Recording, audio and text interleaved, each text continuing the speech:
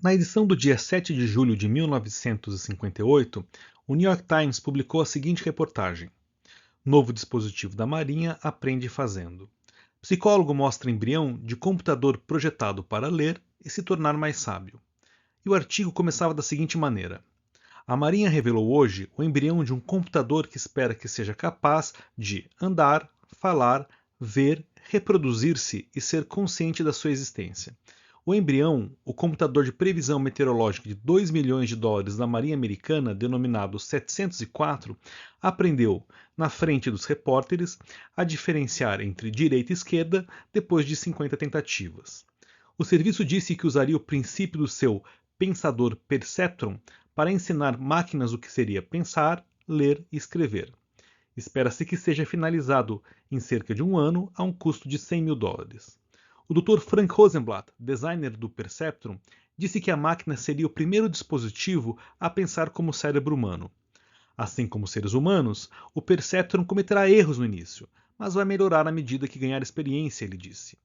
O Dr. Rosenblatt, um psicólogo pesquisador no Laboratório de Pesquisa Aeronáutica de Cornell, Buffalo, disse que os Perceptrons poderiam ser enviados aos planetas como dispositivos mecânicos de exploração espacial. Esse é apenas um trecho da reportagem, que pelo tom poderia ter sido publicado hoje em qualquer jornal ou site que fale de inteligência artificial. Frank Rosenblatt foi um dos pioneiros da inteligência artificial. Nascido em 1928, ele se graduou e fez doutorado em psicologia. Como aluno de doutorado, ele construiu um computador analisador de perfis eletrônicos para ajudar na análise de dados obtidos em sua tese. Seu Perceptron foi a primeira rede neural artificial e ela foi baseada no primeiro modelo matemático de neurônios, desenvolvido por Warren McCulloch e Walter Pitts em 1943. No fundo, o objetivo do Rosenblatt ao trabalhar com Perceptron era tentar entender o funcionamento do cérebro utilizando um computador. Nas palavras de Rosenblatt, e eu cito, histórias sobre a criação de máquinas com qualidades humanas têm sido há muito tempo uma fascinante província no reino da ficção científica.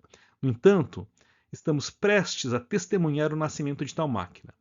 Uma máquina capaz de perceber, reconhecer e identificar seu entorno, sem qualquer treinamento ou controle humano. E aqui surge um outro cientista bastante importante no mundo da inteligência artificial, Marvin Minsky. Da mesma geração que Rosenblatt e professor do MIT, sua pesquisa inicial com as redes neurais o tornou bastante incrédulo com o potencial da tecnologia em resolver o problema da inteligência artificial. E o motivo do ceticismo não era infundado. Vamos dar então uma olhada nas especificações técnicas do computador 704, o computador utilizado por Rosenblatt para construir o Perceptron. O 704 foi um dos primeiros mainframes comerciais, lançado em 1954 e fabricado pela IBM. Ele foi considerado um computador revolucionário na época, pois foi o primeiro computador comercial a usar a aritmética de ponto flutuante, que é muito importante para cálculos científicos. Ele usava fitas magnéticas para armazenamento externo, e sua memória tinha uma capacidade de aproximadamente 32 KB. A sua velocidade de processamento era medida em milissegundos por instrução, em valores aproximados de cerca de 1 microHz. Para efeito de comparação, um computador pessoal moderno hoje, em 2024, usa armazenamento ou em disco rígido ou em unidades de estado sólido, variando de 256 GB a vários terabytes de capacidade, ou seja, cerca de 8 milhões de vezes maior que o IBM 704. A velocidade de processamento de um computador pessoal nos dias de hoje opera na faixa dos gigahertz. Para se ter uma ideia, esse valor é cerca de 1 quatrilhão de vezes maior do que o do IBM 704. Outro problema era com a natureza da arquitetura da rede neural.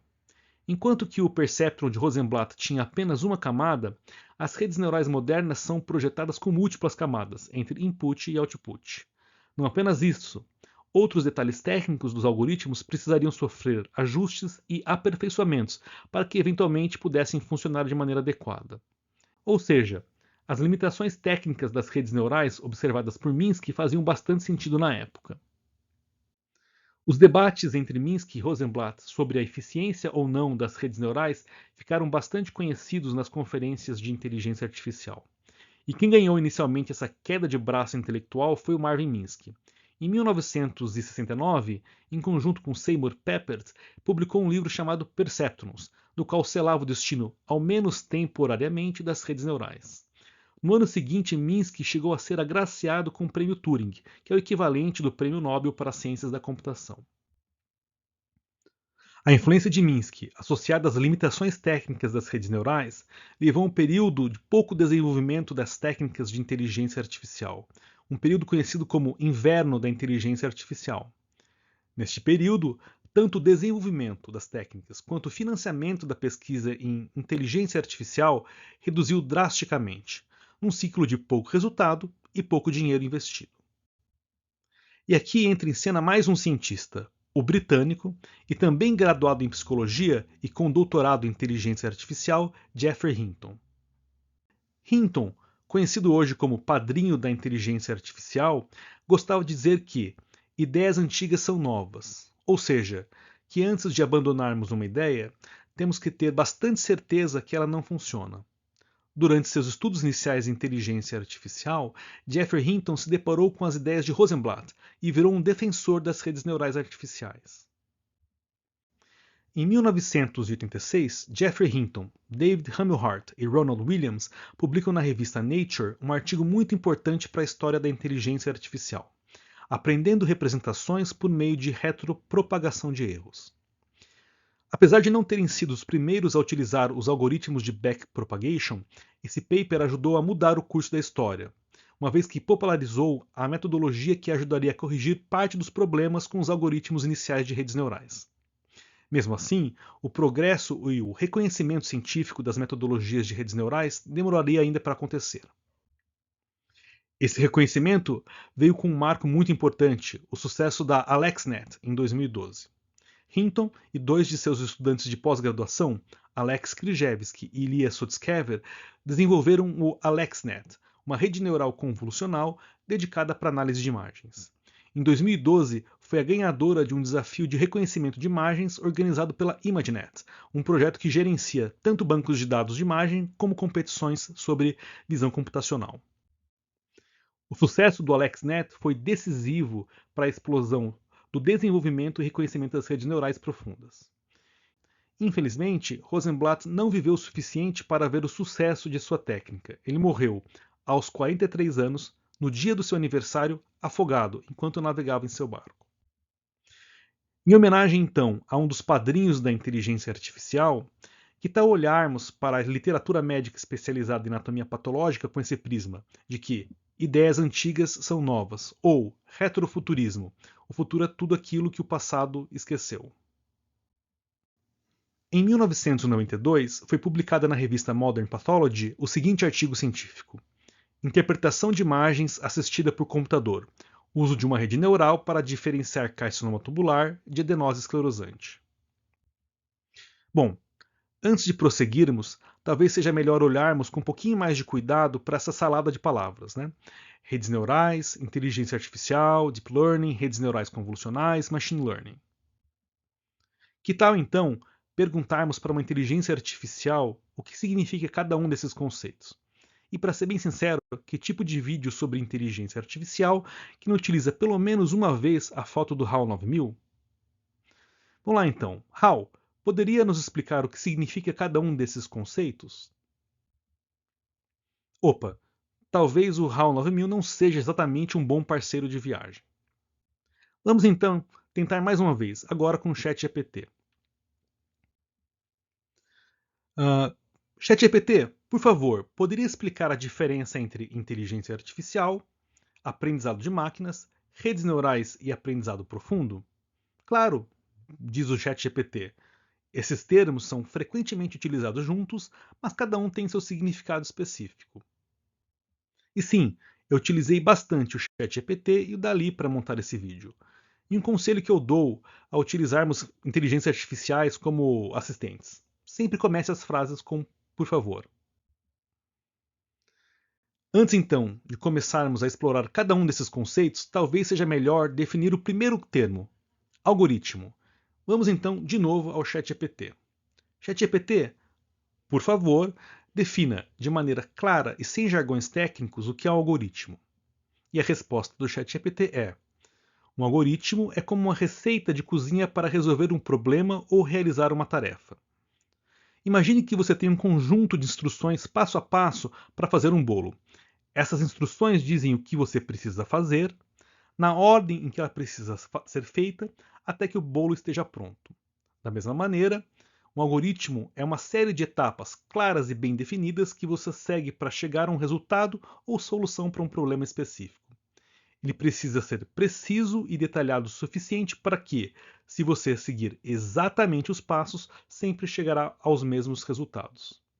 Em computação, um algoritmo é uma sequência finita e bem definida de instruções, projetadas para realizar uma tarefa. Embora ela possa ser implementada em uma linguagem de programação específica, para ser executado em um computador, o algoritmo em si é uma abstração, que ela pode ser expressa em diversas formas, como por exemplo, pseudocódigo ou fluxogramas. Uma representação gráfica que ajuda bastante a entender a relação entre esses diferentes termos é o das bonequinhas russas, chamadas de matrioshkas. O conceito de inteligência artificial é o mais abrangente, nesse caso, o da boneca maior, que contém todas as outras menores. Aprendizado de máquinas é um subconjunto de inteligência artificial.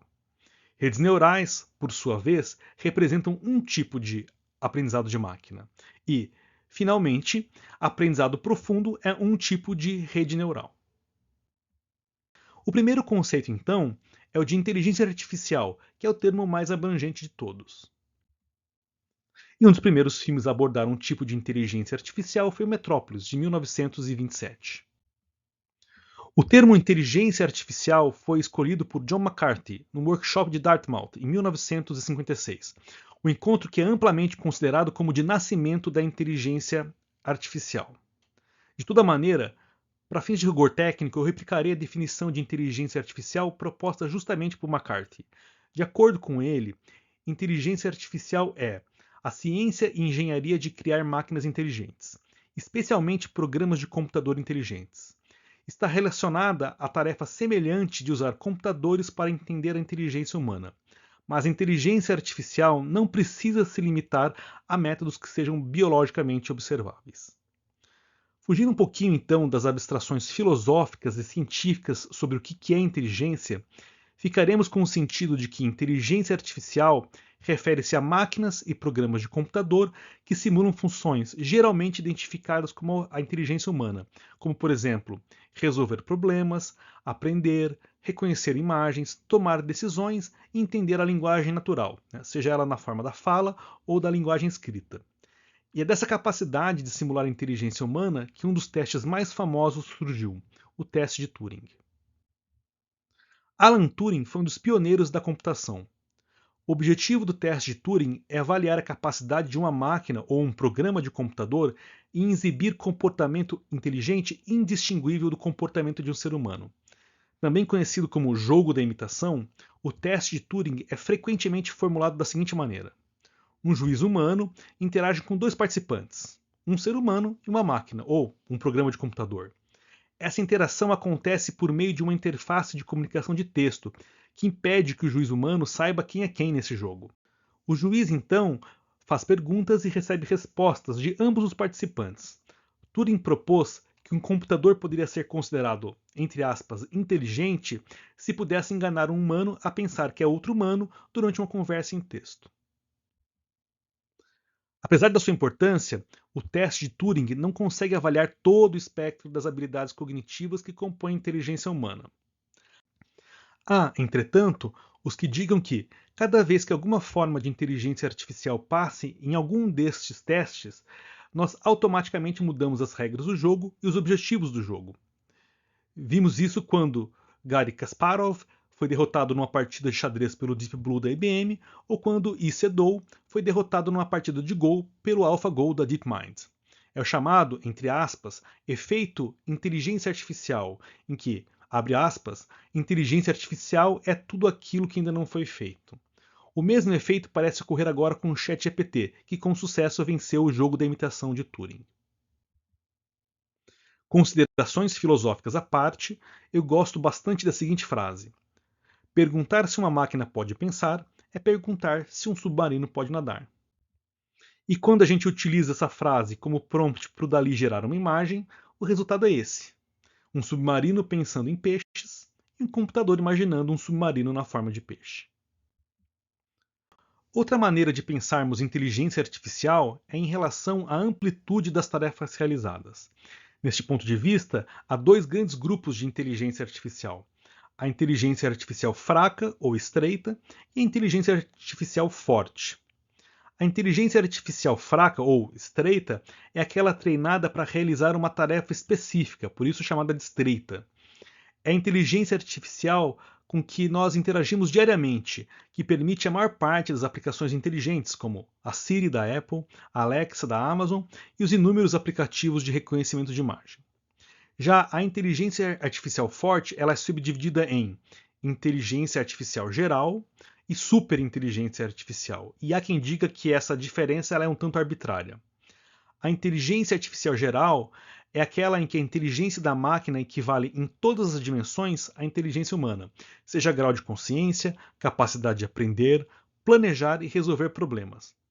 Com o advento das inteligências artificiais generativas, esse debate ficou bastante acalorado.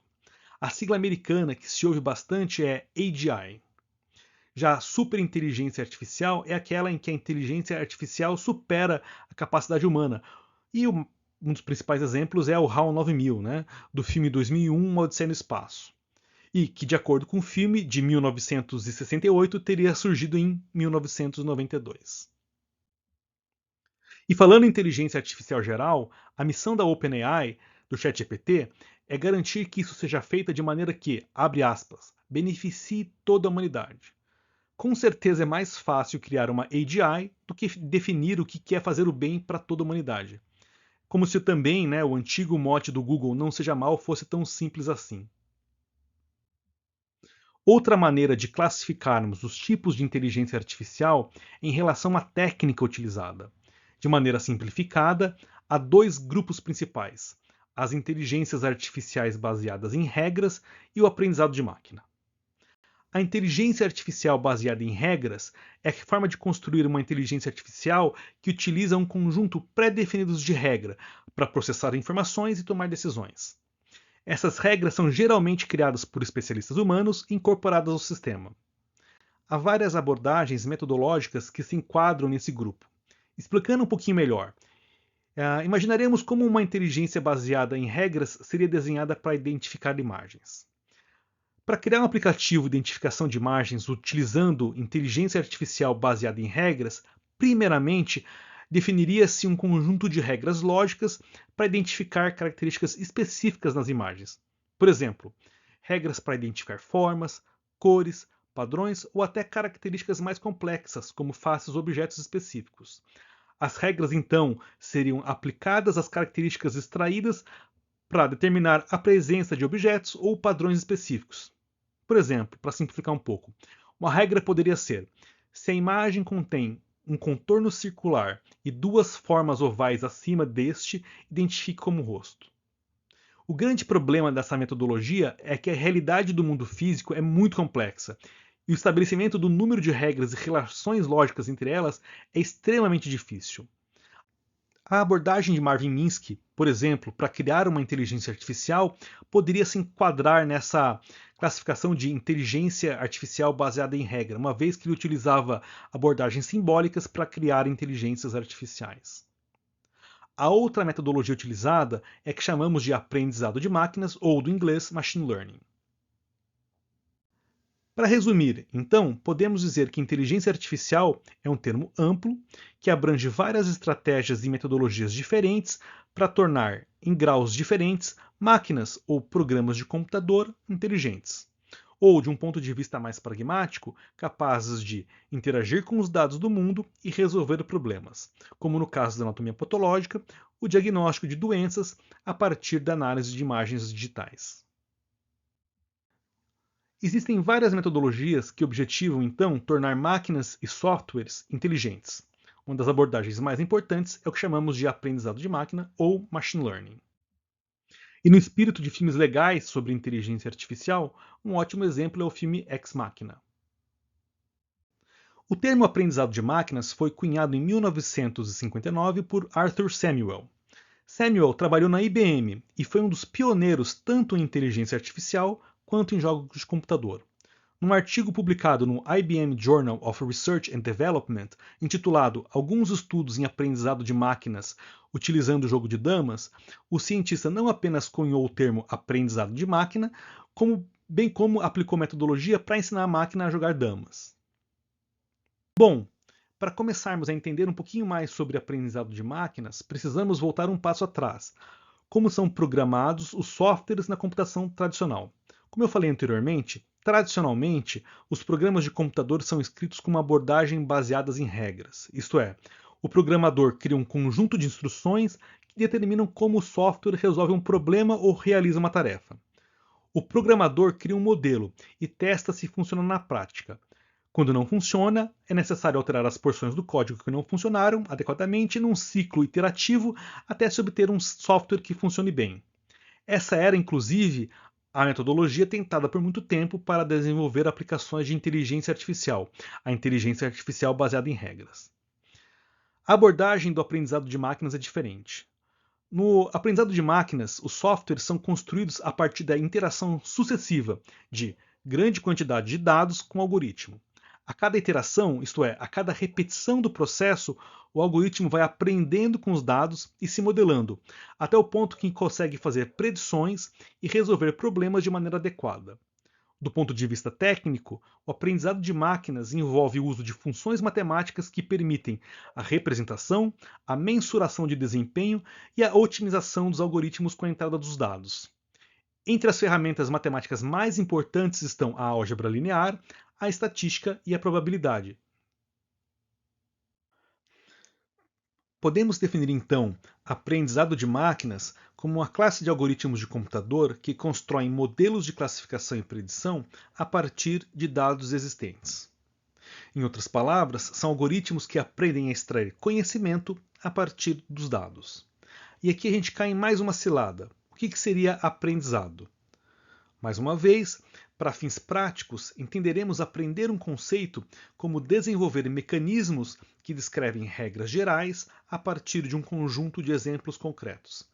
Trazendo um pouco para o mundo da anatomia patológica, se pensarmos que as amostras podem ser definidas pelos atributos que as compõem, como, por exemplo, formato e coloração, um algoritmo de aprendizado de máquinas é uma função que liga esses atributos a um output específico. No nosso cotidiano, seria um diagnóstico, um score de algum marcador biológico ou, por exemplo, uma contagem. Mas quando pensamos nos requisitos técnicos para que aprendizado de máquinas funcione, temos que lembrar que duas coisas são necessárias: grande quantidade de dados e grande poder computacional. Há diferentes tipos de aprendizado de máquinas. São eles: aprendizado supervisionado, aprendizado não supervisionado, aprendizado semi-supervisionado e aprendizado por reforço. Vamos começar então com o aprendizado supervisionado. No aprendizado supervisionado, o algoritmo é treinado a partir de um conjunto de dados rotulados, isso é, anotados e classificados por humanos. Em outras palavras, entrega-se input e output conhecidos para treinar o algoritmo. E a cada sessão de treinamento, o supervisor humano corrige a classificação oferecida pela máquina, a partir dos dados já rotulados. Esse processo, então, é repetido até se obter um algoritmo em que a classificação ou a predição esteja adequada para o objetivo do algoritmo. O grande problema dessa abordagem, apesar de oferecer grande poder de discriminação e predição, é que necessita bastante esforço humano, seja para anotar dados ou seja para oferecer o feedback nas diferentes iterações do treinamento do algoritmo. E, na prática, esse serviço é bastante custoso e trabalhoso. Um exemplo de aplicação de aprendizado supervisionado é a classificação de e-mail como spam ou não spam. Nesse caso, você possui um conjunto de e-mails rotulados pelo usuário da conta de e-mail como spam ou não spam, ou seja, você tem dados de treinamento com rótulos. Usando esses dados, você treina um modelo de aprendizado de máquinas para classificar automaticamente novos e-mails como spam ou não spam, com base em características como palavras-chave e estrutura do texto. O aprendizado não supervisionado é aquele em que o algoritmo é treinado com dados não rotulados previamente por um observador humano. Nesse caso, utilizam-se algoritmos de agrupamento ou algoritmos de clustering para descobrir padrões ou grupos sem a necessidade de intervenção humana. Com base nas escolhas e comportamentos de visualização dos usuários, o sistema recomenda filmes ou programas de TV que outros usuários do mesmo grupo apreciaram. Outra aplicação importante é agrupar consumidores com padrões semelhantes de compra e, dessa maneira, gerar estratégias de marketing direcionadas, como, por exemplo, sugestão de compras. É o famoso clientes que compraram esse livro também compraram esse outro livro. Já aprendizado semi-supervisionado é uma metodologia que combina dados rotulados e não rotulados para o treinamento dos algoritmos, usada especialmente quando o volume de dados rotulados é muito pequeno. A ideia é usar os dados rotulados para guiar o modelo tanto na aprendizagem quanto na generalização dos dados não rotulados. Uma aplicação prática dessa metodologia ocorre na construção de algoritmos usados para auxiliar o diagnóstico de imagens médicas, como as imagens de patologia digital. Como o número de imagens anotadas por patologistas é escasso, utiliza-se um pequeno conjunto de imagens médicas, como por exemplo algum diagnóstico específico, como adenocarcinoma de próstata versus próstata normal, e uma grande quantidade de imagens não anotadas.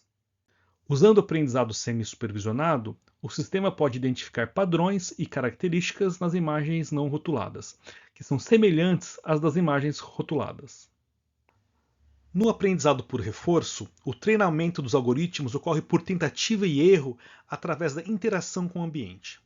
Em geral, o feedback do ambiente é feito através de funções de prêmio e punição. Um exemplo de aprendizado por reforço é o treinamento de um agente de inteligência artificial para jogar um determinado jogo. No aprendizado por reforço, um agente, como um robô ou um programa de computador, toma ações em um ambiente para maximizar a sua recompensa. Outra aplicação bastante famosa é o treinamento de carros autônomos, que utiliza aprendizado por reforço.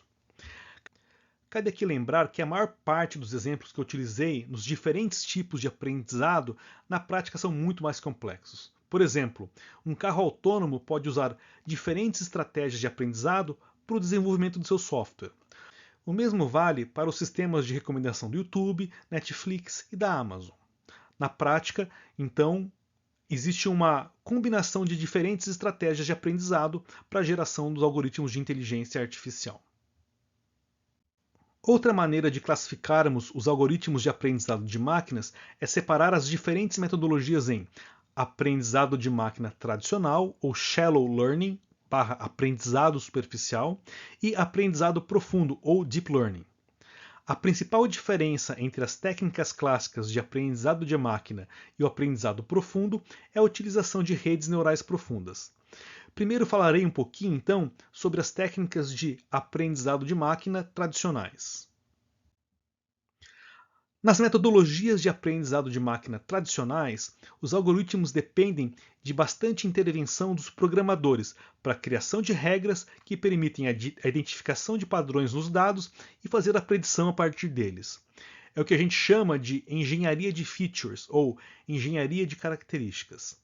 São metodologias, como falei anteriormente, com intenso uso de ferramentas matemáticas. Há diversos exemplos de aprendizado de máquina tradicionais. Os principais são regressão linear, regressão logística, árvores de decisão, random forest, gradiente descendente, entre outros. Meu objetivo aqui é apenas mostrar a diversidade e a riqueza de metodologias de aprendizado de máquina tradicionais. Como observado anteriormente, a principal diferença das metodologias tradicionais com as de aprendizado profundo é a utilização do que chamamos de redes neurais profundas, que representam um subgrupo das técnicas conhecidas como redes neurais. E é impossível falar de inteligência artificial sem falar do Isaac Asimov. E nada mais justo do que usar a sua obra para ilustrar a seção sobre redes neurais. Redes neurais, ou melhor dizendo, redes neurais artificiais, representam um subconjunto de algoritmos de aprendizado de máquinas que formam a espinha dorsal das técnicas de aprendizado profundo, ou Deep Learning. São chamadas de neurais, pois seu funcionamento é, de certa forma, inspirado no funcionamento dos neurônios biológicos. Primeiro, então, vamos lembrar um pouco da estrutura dos neurônios. Dividimos o neurônio em três partes: dendritos, corpo celular ou soma e axônios. Entre os dendritos e os axônios há um espaço, conhecido como fenda sináptica. De maneira simplificada, o fluxo da informação entre os neurônios funciona da seguinte maneira: múltiplos sinais chegam ao neurônio via dendritos. Esses sinais são integrados no corpo e, caso a força dos sinais ultrapasse um limiar de disparo determinado, a informação continua para os axônios na forma de potenciais de ação. Esses potenciais de ação, ao chegar nas ramificações terminais dos axônios, promovem a liberação de neurotransmissores na fenda sináptica, propagando então a informação para os dendritos do próximo neurônio. Outra característica muito importante é a capacidade de se fortalecer ou enfraquecer conexões sinápticas entre os neurônios, a chamada plasticidade sináptica. Em 1949, Donald Hebb propôs o princípio teórico geral que sinapses poderiam fortalecer ou enfraquecer suas conexões ao longo do tempo. O famoso neurônios que disparam juntos se conectam juntos. A descoberta de fenômenos como potenciação de longo prazo e depressão de longo prazo demonstraram, na prática, como sinapses podem alterar a força de suas conexões, através de mecanismos bioquímicos bastante específicos, que vão além do escopo dessa breve revisão. De qualquer maneira, duas características de como os neurônios lidam com fluxos de informação inspiraram a criação, por McCullough e Pitts, do modelo matemático dos neurônios artificiais, ou neurônio de MCP. Essas características são, primeiro, a transmissão da informação entre os neurônios, incluindo o papel do corpo celular em atuar como agrupador dos sinais recebidos e transmitindo a informação caso os sinais sejam fortes o suficiente para ultrapassar um limiar de disparo, e a capacidade das sinapses em alterarem suas forças de suas conexões. Essa é a representação visual do modelo matemático por trás dos neurônios artificiais. Para entendermos um pouco melhor esse modelo, vamos aos componentes individuais. Da esquerda para a direita, o primeiro componente do neurônio artificial é representado pelo input, ou sinais de entrada nomeados de x1 até xn. Eles representam os dados de entrada que serão analisados pelo modelo. O próximo item é o peso, aqui identificado como W, de weight, de W1 até Wn. São os valores que determinam quanto cada input específico vai afetar a saída ou output do neurônio. Em outras palavras, se o peso é grande para um input específico, isso significa que tal sinal de entrada é muito importante para o resultado final da classificação, e vice-versa. São esses os valores que são aprendidos durante o treinamento do modelo. Em comparação com os neurônios biológicos, os valores dos pesos seriam os equivalentes às forças das conexões sinápticas entre os neurônios. E a correção dos valores dos pesos durante o treinamento das redes neurais artificiais, o equivalente à plasticidade sináptica das redes neurais biológicas. Na sequência, temos a letra grega sigma, que representa a função de transferência, denotando a soma de todos os produtos de inputs com seus pesos, gerando um valor de potencial de ativação. É esse valor que é avaliado pelo próximo item, designado pela letra grega φ, representando a função de ativação.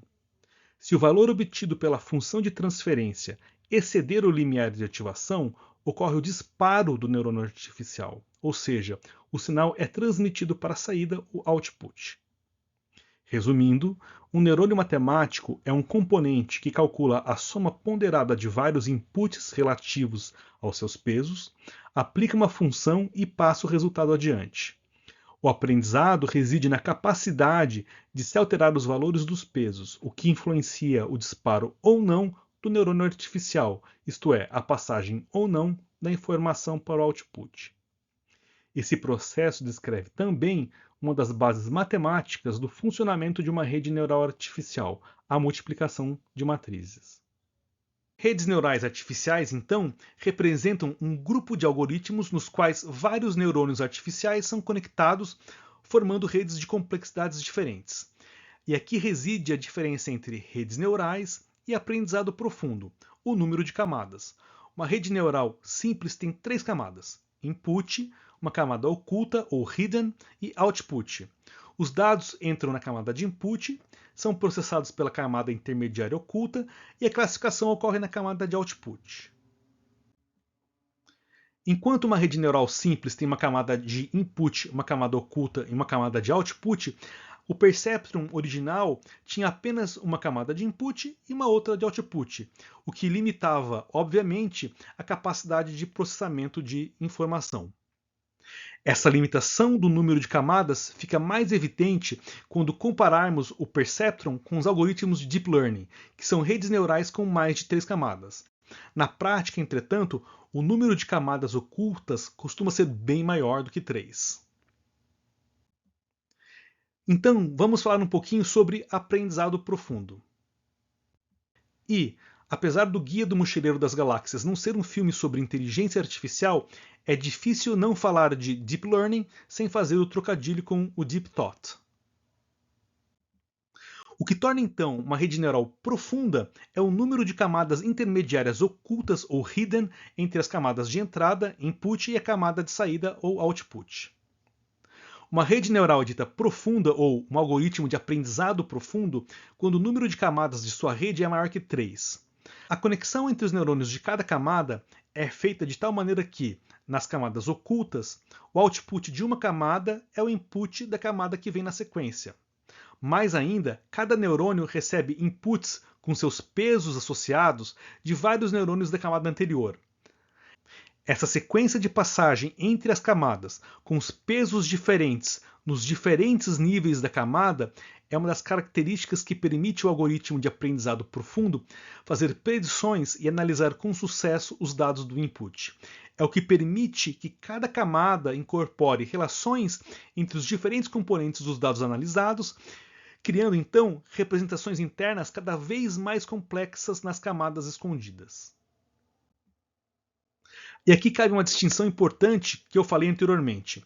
Enquanto boa parte dos algoritmos de machine learning tradicionais requerem bastante interferência humana para se ajustar aos parâmetros que interpretam os dados, os algoritmos de aprendizado profundo fazem isso de maneira automatizada, em especial nos ajustes dos pesos de cada conexão. Um cientista de computação e podcaster famoso chamado Lex Fridman costuma dizer que aprendizado profundo é aprendizado de máquinas escalável, justamente por essa automação no processo de engenharia de features, por exemplo. E aqui surge uma inovação técnica que foi muito importante para o sucesso dos algoritmos de aprendizado profundo, os algoritmos de backpropagation. Até o momento, o caminho da informação ocorria do input até o output. Esse processo pelo qual a informação viaja para frente na rede neural é conhecido como feed-forward. Não há nenhum ajuste de peso durante essa fase. Os dados de entrada são processados para chegar a uma saída. Após o feed-forward, a saída da rede é comparada com a saída desejada e a diferença entre as duas é calculada. Essa diferença é conhecida como erro ou perda. Backpropagation é o processo de trabalhar essa perda de volta pela rede, atualizando os pesos no caminho para reduzir o erro. Durante o backpropagation, a rede ajusta seus pesos para minimizar a perda. É nesse processo de recálculo que ocorre inúmeras vezes durante o treinamento da rede que a melhoria do aprendizado ocorre. O algoritmo de backpropagation permite que os dados corrijam os pesos da rede, de fato, então, ensinando a fazer predições e classificações melhores e de maneira automatizada. E, como falei anteriormente, apesar de Hamilhart, Williams e Hinton não terem inventado o algoritmo de backpropagation, foi a publicação do paper deles na Nature que popularizou esse tipo de metodologia. O algoritmo de backpropagation me faz lembrar a seguinte frase atribuída a Santo Agostinho: errar é humano, permanecer no erro é diabólico. O desenvolvimento das ferramentas de aprendizado profundo está, desta maneira, intimamente ligado à habilidade dos processadores em executar um volume e complexidade de cálculos matemáticos muito grande, em especial a álgebra linear. Os CPUs, tradicionais, né, Central Processing Units, sofrem muito para executar os cálculos necessários para rodar esses algoritmos de aprendizado profundo. As GPUs, ou Graphic Processing Units, que são projetadas justamente para a computação paralela, são extremamente eficientes em acelerar tais operações, tornando-as uma ferramenta essencial na era moderna do Deep Learning. Porém, se hoje as GPUs estão sob alta demanda por causa da inteligência artificial, foi a indústria do videogame a responsável pelo desenvolvimento desses processadores, para dar conta da riqueza cada vez maior dos gráficos dos jogos eletrônicos. Da mesma maneira que existem vários algoritmos de aprendizado de máquina tradicionais, há inúmeras maneiras como esses algoritmos e neurônios artificiais podem ser organizados, ou seja, diferentes arquiteturas de redes neurais profundas, com diferentes aplicações, como exemplificados nesse gráfico. Cada vez que eu vejo esse gráfico, eu penso que a diversidade, a complexidade e os desenhos das arquiteturas é tão grande que parece ter sido algo encontrado em alguma nave espacial desenterrada em algum sítio arqueológico na Antártica. Essa diversidade de arquiteturas ocorre pois, para tarefas distintas, costuma-se escolher modelos diferentes. Isto é, cada arquitetura costuma resolver melhor tipos diferentes de problemas. Os principais tipos de arquiteturas de aprendizado profundo que eu abordarei são redes neurais convolucionais, ou CNN, redes neurais recorrentes, redes adversariais generativas, ou GANs, e transformers. O primeiro tipo de arquitetura que eu tratarei são as redes neurais convolucionais, ou Convolutional Neural Networks, da sigla em inglês CNN. Ela é o tipo de arquitetura mais comumente utilizada em visão computacional, como reconhecimento de imagens ou vídeo. Ou seja, em geral, quando a gente fala de algoritmos de aprendizado profundo em anatomia patológica, a gente está falando de CNNs. A AlexNet, por exemplo, foi justamente uma rede neural convolucional. As redes neurais recorrentes são redes utilizadas principalmente para duas tarefas: análise de séries temporais e processamento de linguagem natural, como algoritmos de reconhecimento de fala e tradução automática, por exemplo. As redes adversárias generativas, ou do inglês Generative Adversarial Networks, comumente referida pela sigla GAN, consistem de duas redes, uma geradora e uma discriminadora, que são treinadas simultaneamente. A rede geradora tenta criar dados que pareçam reais, enquanto que a discriminadora tenta distinguir entre dados reais e falsos. GANs são usadas em tarefas como geração e melhoramento de imagens. Na patologia há, inclusive, papers que demonstram, por exemplo, a capacidade de gerar HEs virtuais a partir de lâminas de exames de congelação, ou, por exemplo, retocar imagens digitais ruins e até mesmo gerar colorações especiais virtuais. E, para finalizar, temos os Transformers, que é um tipo de arquitetura mais recentemente desenvolvida, amplamente adotada para o processamento de linguagem natural.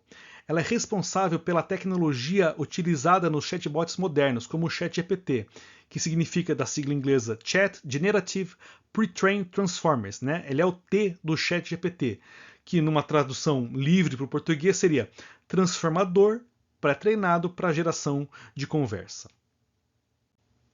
A tecnologia por trás, então, do ChatGPT, ela foi introduzida em 2017 no artigo Attention is All You Need, que introduziu então a arquitetura de rede neural do tipo Transformer. Porém, há outras categorias de redes neurais, como máquinas de Boltzmann restritas, autoencoders, redes neurais esparsas, redes neurais grafos, capsule networks, redes siamesas, entre outras. E se isso não fosse complicado o suficiente, os aplicativos modernos de aprendizado profundo podem utilizar arquiteturas com variações e modelos híbridos. E a gente ainda achava que o ciclo de Krebs era complicado. Vamos então retornar ao artigo científico em questão. Interpretação de imagens assistida por computador. Uso de uma rede neural para diferenciar carcinoma tubular de adenose esclerosante. A ideia do artigo é bastante direta. Usar uma ferramenta computacional, no caso redes neurais, para diferenciar carcinoma tubular de adenose esclerosante. E aqui cabe um breve contexto anatomopatológico para quem não é patologista. Carcinoma tubular é um tipo especial de carcinoma mamário e tem como um dos grandes diagnósticos diferenciais, em virtude da semelhança ao exame microscópico, com uma doença benigna chamada adenose esclerosante. Do ponto de vista clínico, a distinção é muito importante e muitas vezes difícil de ser feita.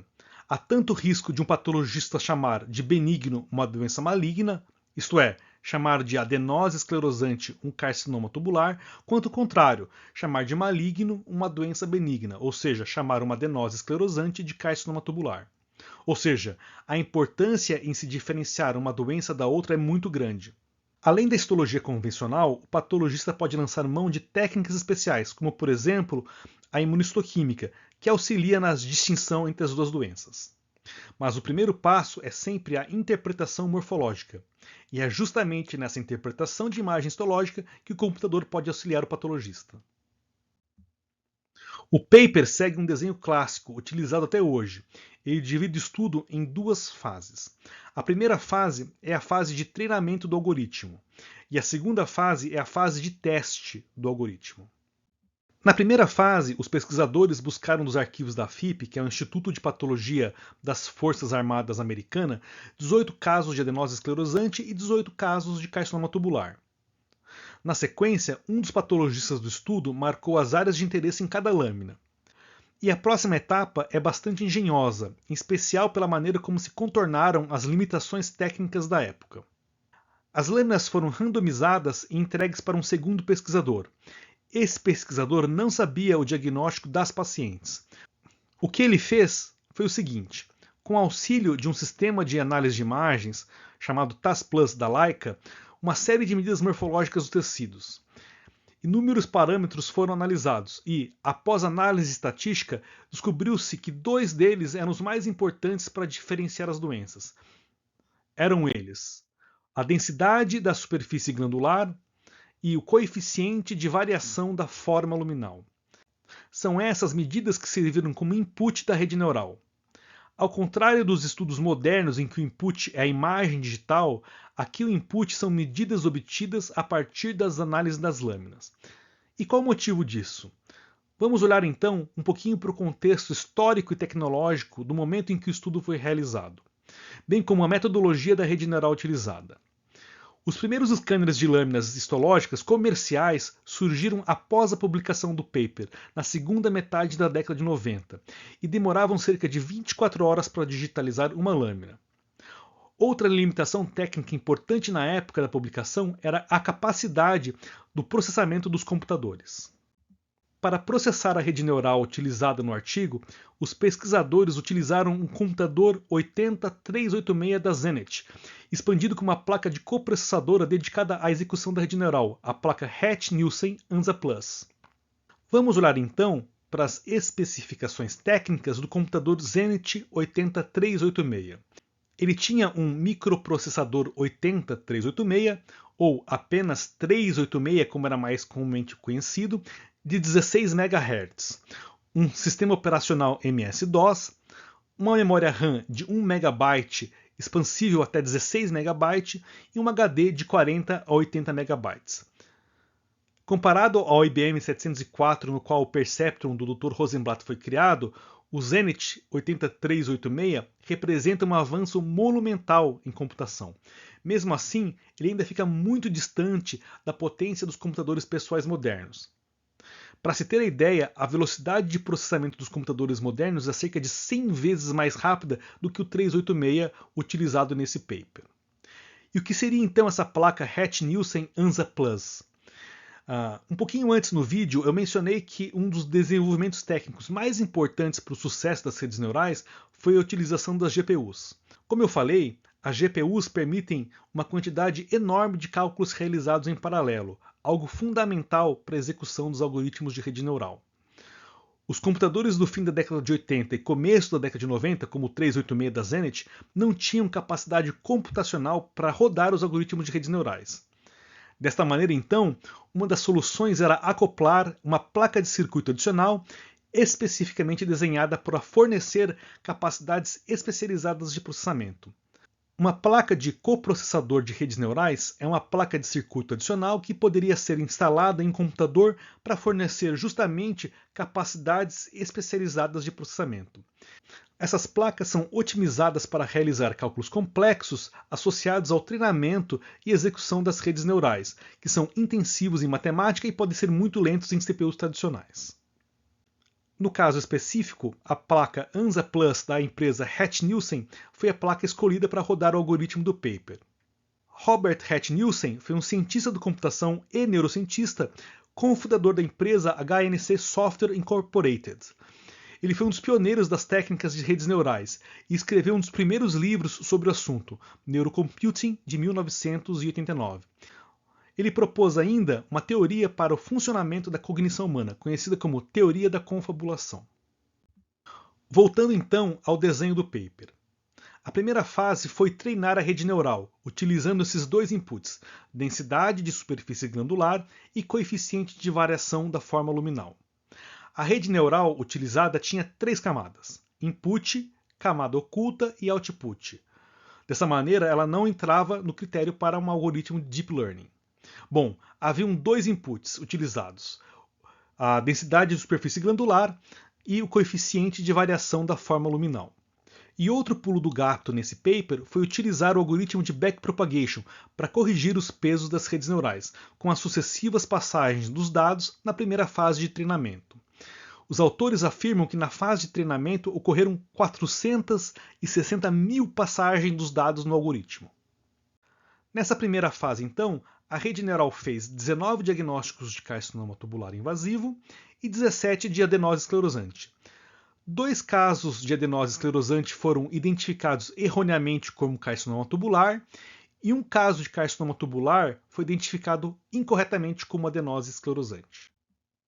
O resultado da fase de treinamento foi uma concordância de 92% entre a opinião dos experts e o resultado obtido pela rede neural. Passada a fase de treinamento, os autores do artigo prosseguiram com a fase de teste. Isto é, eles iriam testar se o treinamento do algoritmo foi feito de maneira adequada. Para tanto, eles repetiram as mesmas fases anteriormente descritas. Agora, entretanto, utilizaram 10 casos de adenose esclerosante e 9 casos de carcinoma tubular. E qual foi o resultado da fase de teste? O algoritmo classificou todos os 19 casos de maneira correta. Ou seja, houve uma concordância de 100% entre os diagnósticos da máquina e o diagnóstico dos patologistas. Os autores fazem ainda algumas discussões pertinentes até os dias de hoje. A primeira é sobre como entender o motivo de, na fase de treinamento, o algoritmo ter identificado de maneira incorreta algumas das amostras.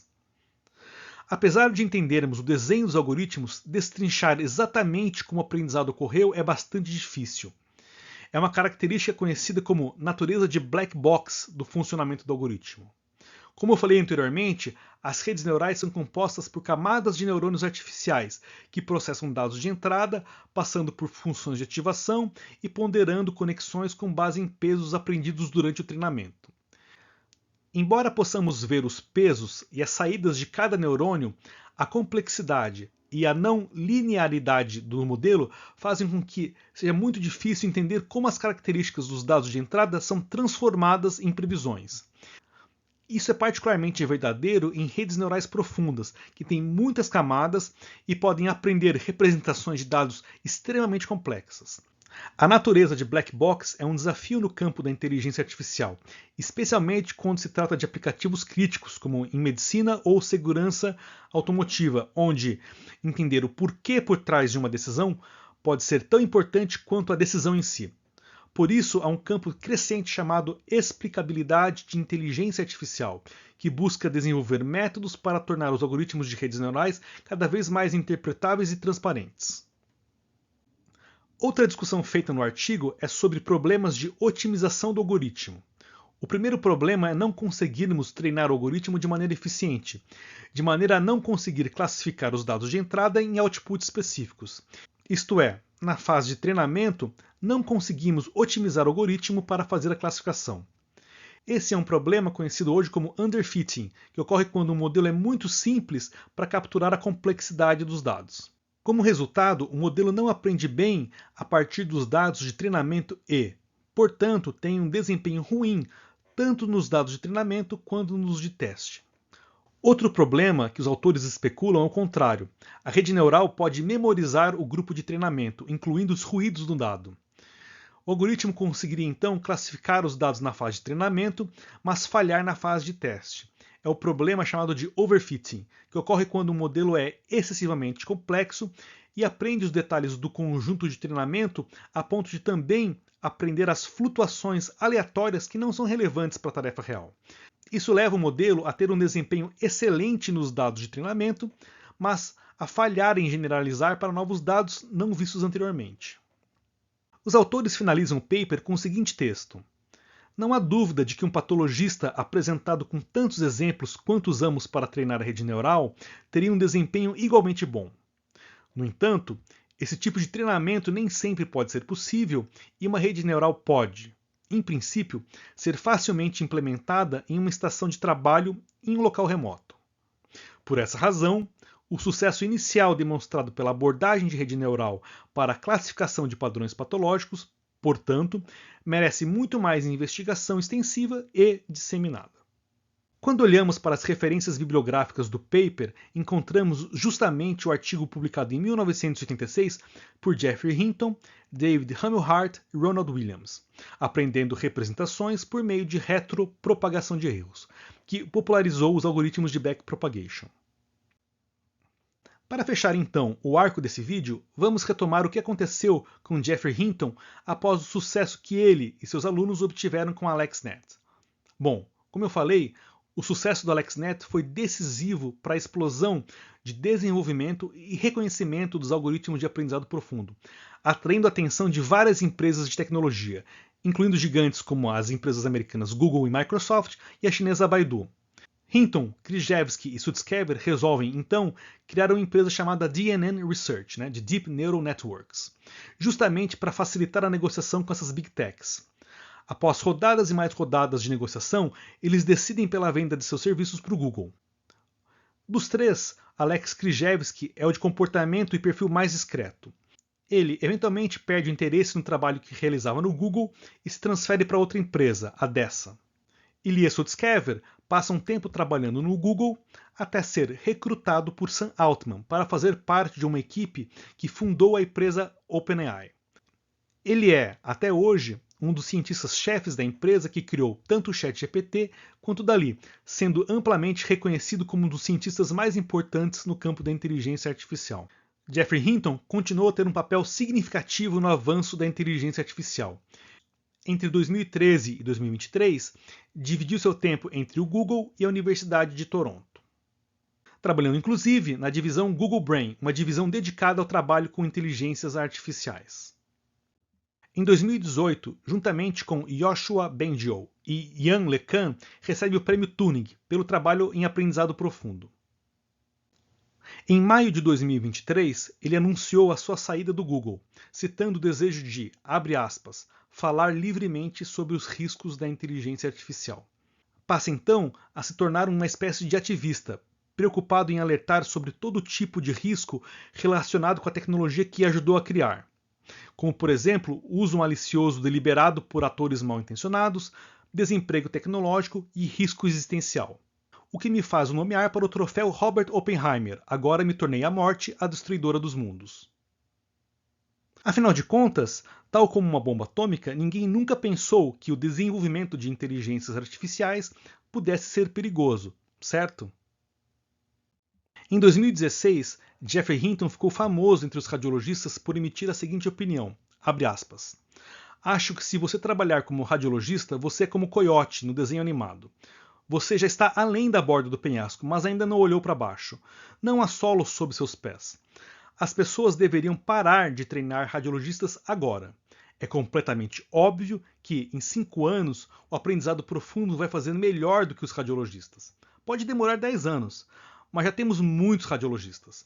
Eu disse isso no hospital e não fui muito bem recebido. Apesar de estarmos em 2024 e o treinamento de radiologistas estar a todo vapor, não sei se é correto interpretar que ele estava absolutamente errado em sua projeção. Na literatura médica, o que não falta é artigo demonstrando, no mínimo, a equivalência dos algoritmos de aprendizado profundo com a opinião de experts, sejam eles radiologistas ou patologistas. Sem falar ainda no avanço impressionante dos chatbots como o ChatGPT. Talvez a lição mais importante nessa, entre aspas, falha de predição, por mais que ele ainda tenha 2 anos de margem de erro, seja que na área da saúde existe algo mais importante que o mote das startups do Vale do Silício: mova-se rápido e quebre as coisas. É o primum non nocere, primeiro não prejudicar. O exemplo da Theranos está aí para nos lembrar dessa lição. A adoção das tecnologias em saúde precisa ser feita de maneira muito cuidadosa. Afinal de contas, primeiro temos que nos preocupar em não causar danos aos pacientes. Outra avenida de pensamento é: nós patologistas somos mais que interpretadores de dados de imagem, ou pelo menos deveríamos ser. Nós deveríamos ser integradores da informação médica, agindo como intermediário entre as ciências básicas e os clínicos. Boa parte dos patologistas e radiologistas que estudam inteligência artificial costumam dizer que seu grupo profissional não será substituído por máquinas. Minha tendência é concordar com essa análise, mas também posso ser o coiote que ainda não olhou para baixo. Minha principal aposta, entretanto, é que a inteligência artificial nos dará um microscópio 2.0, que nos permitirá extrair cada vez mais informações dos dados morfológicos, proteicos e genéticos das amostras dos nossos pacientes. É muito pouco provável que a prática da patologia não seja profundamente afetada pela tecnologia de inteligência artificial até a minha aposentadoria. De qualquer maneira, a questão ainda está em aberto. Serei aposentado pela inteligência artificial ou me aposentarei utilizando a inteligência artificial? Agradeço a audiência e deixo o link para minha página na internet, onde postei um texto auxiliar ao vídeo apresentado.